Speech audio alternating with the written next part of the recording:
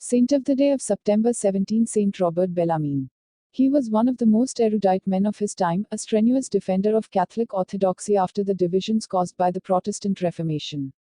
Author of ascetic, pastoral and theological works that earned him the title of Doctor of the Church, Saint Robert Bellarmine, 1542–1621, was one of the most erudite men of his time, a strenuous defender of Catholic orthodoxy after the divisions caused by the Protestant Reformation.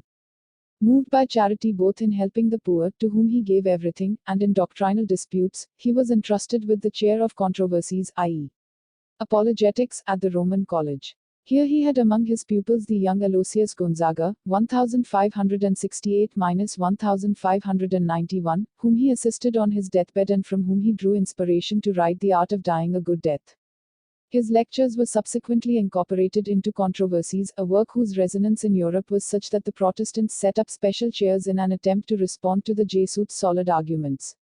He was involved in preparing the case against Giordano Bruno, whom he tried to save by convincing him to abjure his heretical arguments.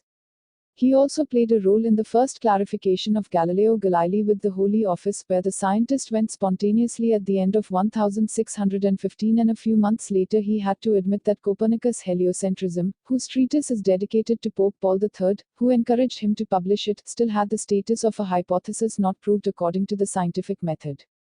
He wrote a short Christian doctrine, structured in 94 questions and answers, and an ample declaration of the Christian doctrine.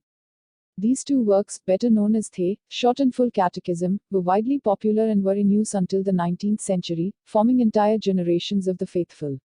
Bellarmine had written them by order of Clement VIII, who had called him back to Rome as his trusted theologian. The Pope himself said of the deeply humble saint, "The Church of God does not have a subject of equal value in the field of science.